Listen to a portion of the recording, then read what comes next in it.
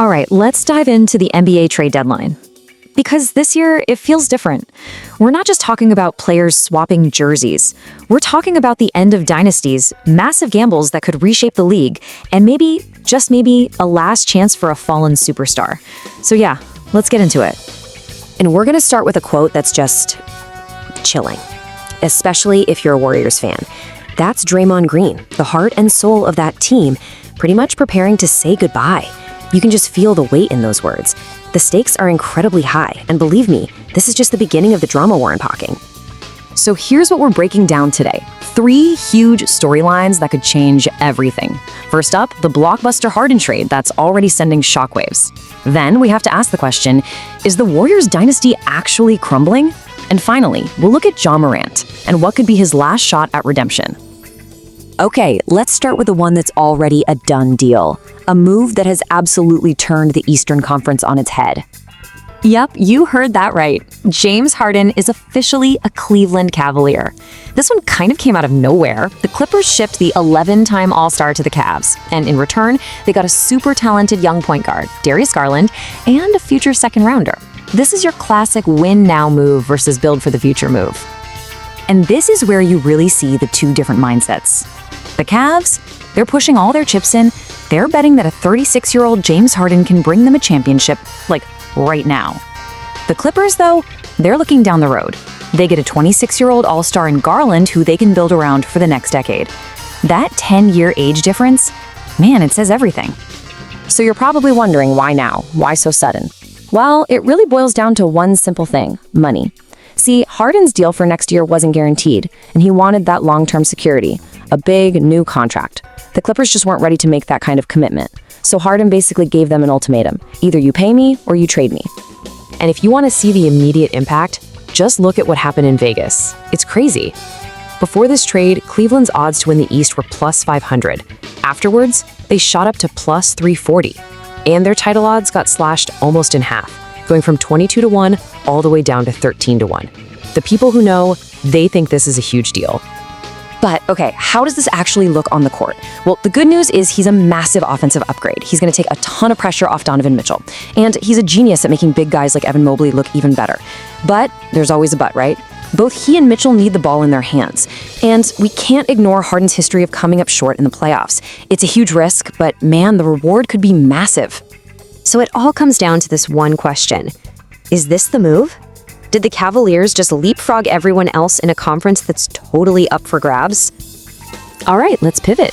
We went from a deal that's done to a rumor that, honestly, feels like it could mark the end of one of the greatest runs we've ever seen in the NBA. I mean, it's almost hard to even say out loud, but it's true. The Warriors are in active trade conversations involving Draymond Green.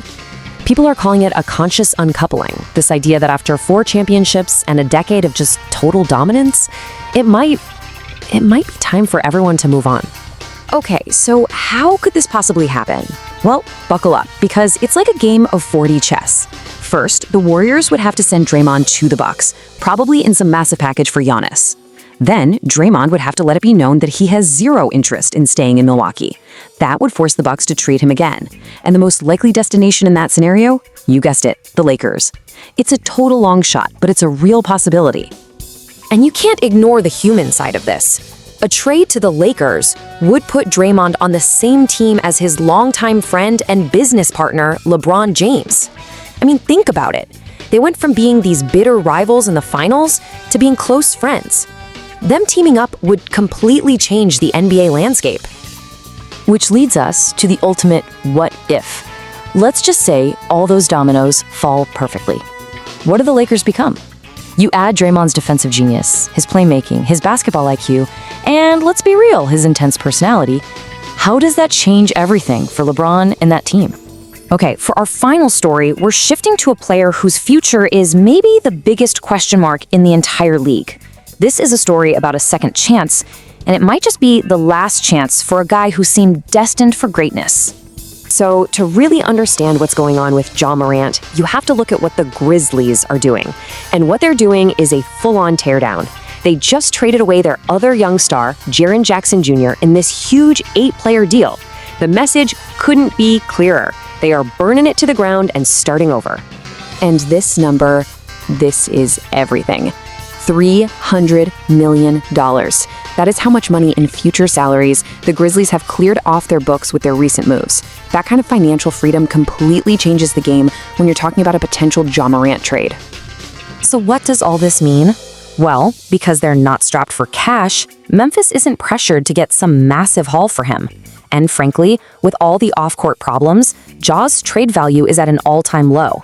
This creates a perfect buy low opportunity for another team to swoop in and get a generational talent for pennies on the dollar. They might even be able to offload some of their own bad contracts in the deal. This quote from an analyst really just hits the nail on the head. The talent is a gift. It's undeniable. The athleticism, the creativity, it's just special. The curse is that the problem has never, ever been about his game. It's always been about the choices he's made away from the basketball court. And that leaves us with this final question. It wasn't that long ago we were all talking about Ja Morant as the next face of the NBA. Can he get out of his own way? Can he find the right situation and finally fulfill that unbelievable potential? Can he recapture the future that once seemed like a sure thing?